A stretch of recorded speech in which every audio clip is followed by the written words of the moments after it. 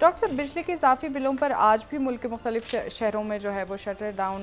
हड़ताल रहा और मुजाहरे किए गए, लेकिन हुकूमत की जानिब से ताहाल कोई रिलीफ के ऐलानात नहीं हो सके हैं, ना ही इस हवाले से कोई बात हो रही है। किस तरफ मामला जा रहे हैं? आवाम के लिए क्या कोई रिलीफ के इम्कानात मौजूद है मुस्तकबिल में? देखें जी, आज जो है वो निगरान वज़ीर आज़म जो अनवर काकड़ साहब ने ये परसों जो इंटरेक्शन किया था मीडिया के साथ, तो उन्होंने कहा था कि अगले 48 घंटे में वो एक प्लान के साथ सामने आएंगे जिसमें कोई ना कोई रिलीफ ज़रूर होगी। लेकिन आज ग़ालिबन वो ये कहने जा रहे हैं कि वो जल्दबाजी में कोई रिलीफ नहीं देंगे, और असल में ना कोई रिलीफ का प्लान है, ना कोई इसमें यहाँ पे कोई इरादा है, और ना कोई उसकी वजह बयान। मतलब देखें, IPPs के मुआहदे दोबारा रीराइट हो सकते हैं, उनके मालकान तो इधर ही है ना, तो 100 तरीके होते हैं कि आप उनसे रीनिगोशिएट करें। वो बाहर की अदालतों में इधर उधर की बात करते हैं, मुफ्त बिजली के हवाले से या और बहुत से मामलात के ऊपर एक नरम अंदाज में लोगों को कम से कम बात उनसे मुकालमा हो सकता था। आज मुल्क के कई इलाकों में जो है वो एक तो पाकिस्तान इंडिया का मैच हो रहा है, तो उसमें लोग वैसे भी कम थे सड़कों पे, लेकिन उसके बावजूद बड़े शहरों में और बड़ी मार्केट्स बंद थी जी, और लोगों ने मुजाहरे भी किए, एहतजाज भी किया। लेकिन ये एहतजाज और ये जो मुजाहरे हैं, ये और फिर उनसे जो मकालमे किए वो इंतज़ामिया ने किए, उनसे इंतज़ामिया के लोगों ने, और पुरअमन कहीं पर वो तोड़ फोड़ नहीं हुई। जमात इस्लामी इसमें उनकी कॉल थी आज, और अभी मज़ीद आने वाले दिनों में शटर डाउन और ये हड़तालें ये मज़ीद बढ़ाने का उनका ऐलान हो रहा है। तो मुझे तो इसमें बिल्कुल मेरी समझ से बाहर है कि ये निगरान हुकूमत या तो जो है वो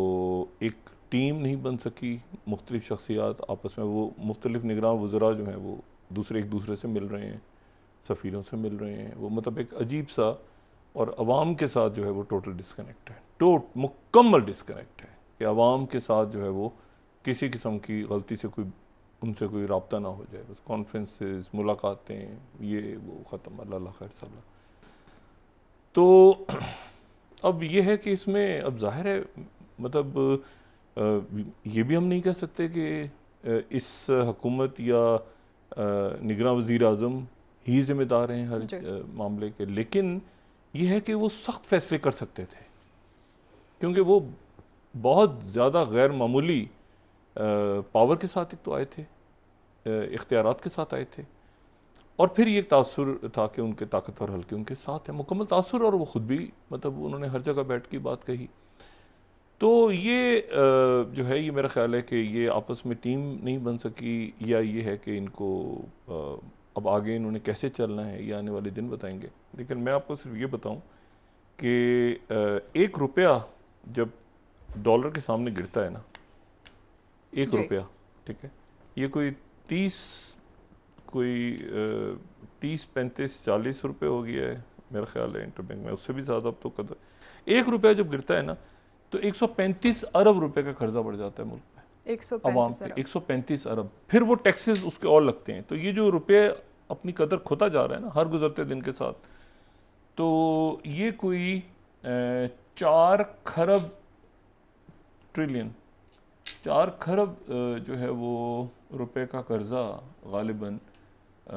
अवाम के ऊपर पड़ चुका है इस दौरान, क्योंकि आपने पैसा लेना है रुपयों में, फिर उसको चेंज करना है डॉलर्स में, फिर IPPs को देना है, फिर बाहर पेमेंट्स करनी है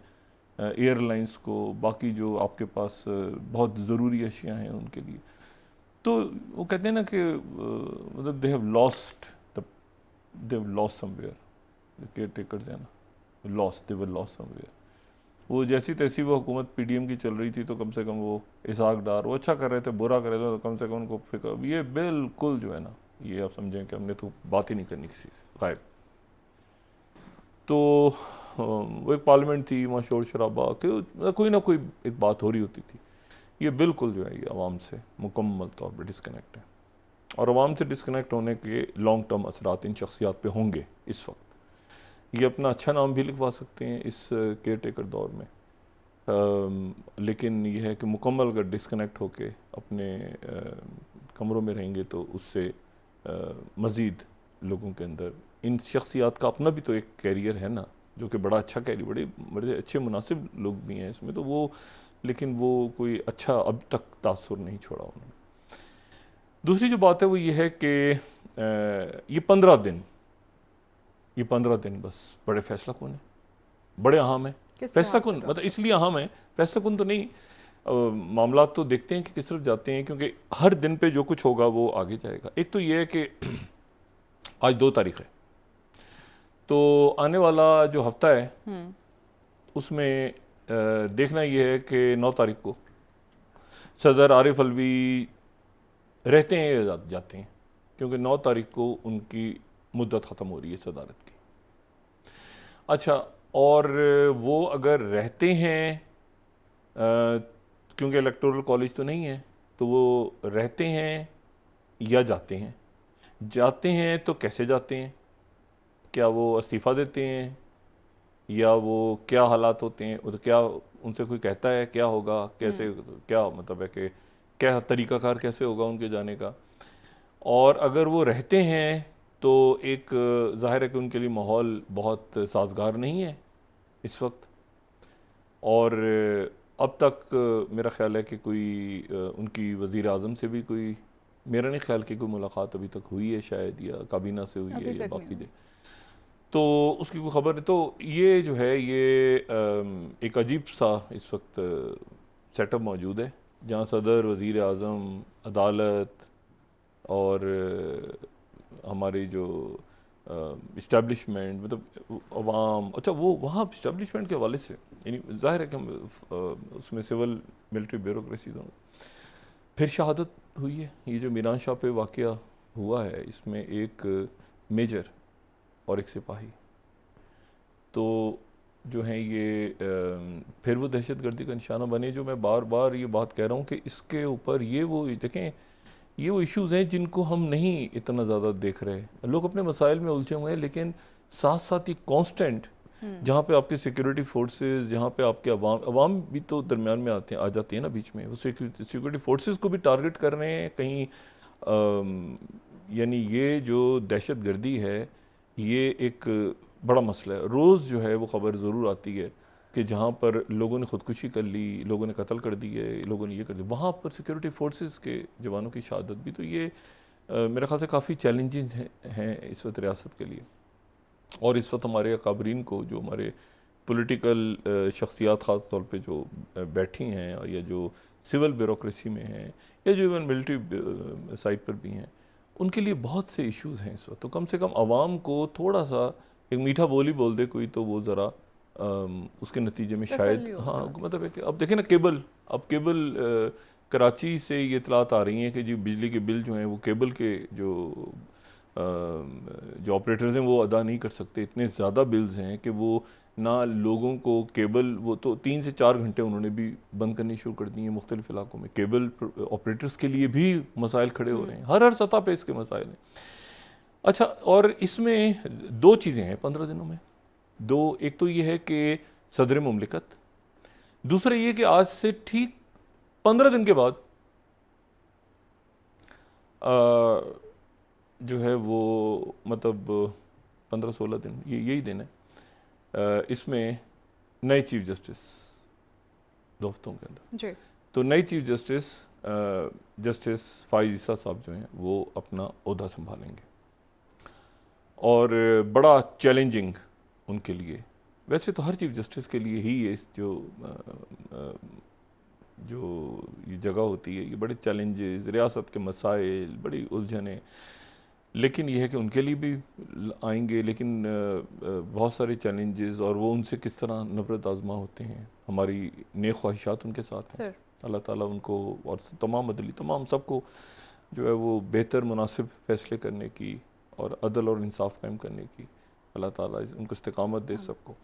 लेकिन इसमें जो दूसरी बात है वो ये है कि अब ये आखिरी जो दिन 2 हफ्ते तकरीबन जो मौजूदा चीफ जस्टिस उमर अता बंदयाल साहब के हैं, इसमें वो क्या लेगेसी छोड़ते हैं, ये बात बड़ी इंपॉर्टेंट है, क्योंकि बतौर चीफ जस्टिस ऑफ पाकिस्तान वो कौन से, देखें ये जो एक तो मेरा, हम तो सिर्फ दरख्वास्त कर सकते हैं, ज़ाहिर है कि इस वक्त तो उनके चूँकि जाने के दिन है, और लेकिन फ़ाइज़ ईसा साहब से हम गुजारिश कर सकते हैं ज़रूर, और वही गुजारिश कर सकते हैं कि जब एक केस, किसी केस को वो उठा लें तो बराह करम उसको फिर किसी मंतकी अंजाम तक पहुँचा दें। मतलब वो जो उमर अता बंदयाल साहब ने, बहुत सारे मामलात ऐसे हैं जिसके ऊपर वो, मुझे नहीं पता कि वो महफूज फैसले आएंगे, वो केसेस कहाँ तक पहुँचेंगे, ये कैसे तय होगा। और फ़ाइज़ ईसा साहब के लिए एक ये बहुत बड़ा मेरा ख़्याल से और यकीन है, उम्मीद है इंशाल्लाह कि वो इस आजमाइश से पूरे उतरेंगे कि फैसले पे फैसला करके उसके ऊपर इम्प्लीमेंटेशन वो लाजमी करवाएं। अच्छा, फ़ाइज़ साहब के अंदर ये वो है भी ना चीज़, एक वो मतलब पैदल जाते हुए उन्होंने गाड़ी को रोक लिया, पूछा कि भाई कहाँ जा रहे हो, ये रोड कैसे क्रॉस करो, मतलब ये इस तरह के वो ज़रा अवामी सी शख्सियत हैं। उमर अता बंदयाल साहब भी अवामी शख्सियत हैं, लेकिन उमर अता बंदयाल साहब ने बहुत सारे, एक तो बदकिस्मती से अदालत के अंदर तकसीम, और फिर ये लार्जर बेंच अगर बनता, या मतलब मैं उस बात को ज़्यादा दोहराना ही नहीं चाहता, जो तकसीम और आपस में जो एक मामलात सारे खड़े हुए बदकिस्मती के साथ। लेकिन ये है कि ये आने वाले दिनों में बहुत सारे फैसले उन्होंने ऐसे हैं जो करने हैं तेज़ी के साथ। मिसाल के तौर पे अभी तक मुझे ये नहीं पता कि ये 14 मई का जो फैसला है, उन्होंने डिसमिस तो कह दिया उस दिन, लेकिन इसका फैसला भी आना है। अच्छा, डिसमिस जब कह दिया और उन्होंने ये नज़र सानी की दरख्वास्त उन्होंने मुस्तरद कर दी, तो क्या उस पर तौहीन किसी पे लगने जा रही है कि नहीं लगने जा रही? इस पर माहिरीन कानून जो है, आइन है, वो मुंतज़िर हैं कि ये फ़ैसला कब आएगा। भाई नज़र सानी की दरख्वास्त मुस्तरद होने का फ़ैसला आना है, क्या उस पर तौहीन लगने जा रही है? क्या ये नैब के जो तरामीम है, इसके ऊपर फ़ैसला जो है वो हो जाएगा और इम्प्लीमेंटेशन उस पर हो जाएगी? और वो जो प्रोसीजर बिल का एक फ़ैसला महफूज है, प्रैक्टिस एंड प्रोसीजर बिल, उसका फ़ैसला क्या आएगा, कब आएगा? तो ये सारे मामला जो हैं ये अगले, और फिर इलेक्शन की तारीख़। आज इलेक्शन कमीशन की तरफ से कल जो हमारे प्रोग्राम में भी हमारे इस्लामाबाद के जो ब्यूरो चीफ हैं मियां शाह साहब ने बात की थी कि ये ग़ालिबन जनवरी के आखिर की कोई तारीख़,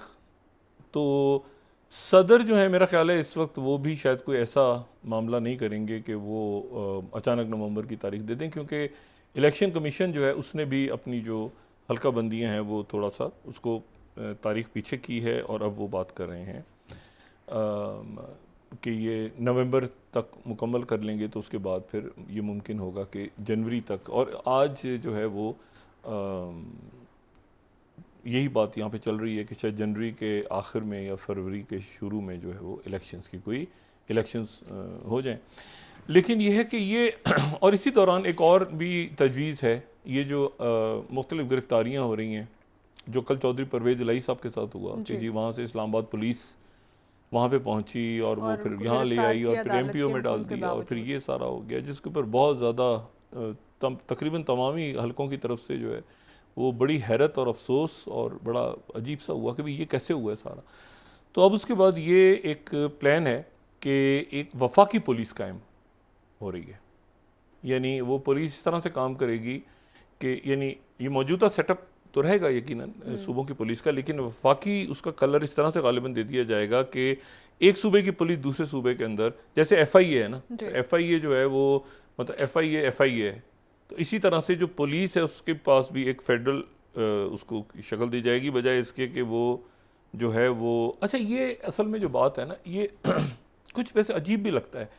इस वक्त, तो चूँकि सियासी हालात हैं ना, तो इसलिए हम इसके ऊपर इसको किसी और रंग से देख रहे हैं। लेकिन आप ये देखें कि यहाँ किस थाने की हदूद हैं, इसके ऊपर लड़ाई होती रहती है, और कई दफ़ा एक्सीडेंट हो जाता है, वो कहते हैं हमारे थाने का तो है ही नहीं। अक्सरियत पुलिस वालों की उसमें ये नहीं देखती, वो आते हैं मदद को आ जाते हैं। लेकिन कहीं कहीं पर जब वो बहुत ही अजीब सा मामला हो जाता है और सुनने में आता है कि ये तो उस थाने की हदूद है, ये तो उसकी हद में हुआ है, इसके हम नहीं जाएंगे, हम नहीं, उसको बुलाओ, ये बुलाओ, लेकिन अक्सरियत जो है वो बहरहाल पुलिस की और ये सारी। लेकिन एक उसका जो अभी जो ये चला है ना मामला कि इस्लामाबाद पुलिस यहाँ ख़त्म होगी, यहाँ दूसरा हैंड ओवर करेगा, यहाँ ये करेगा, तो उस पर ये वफाकी इसको कलर दिया जा रहा है। अब ये इसका ये कितना जो जराइम की सरकोबी के लिए ये आगे जाके, क्योंकि सियासी गिरफ्तारियां भी होनी हैं, गैर सियासी भी होनी है, मुल्क में एक लॉन्ग टर्म प्लान है ये, तो ये किस हद तक फ़ायदेमंद होगा लोगों के लिए, आवाम के लिए, ये देखना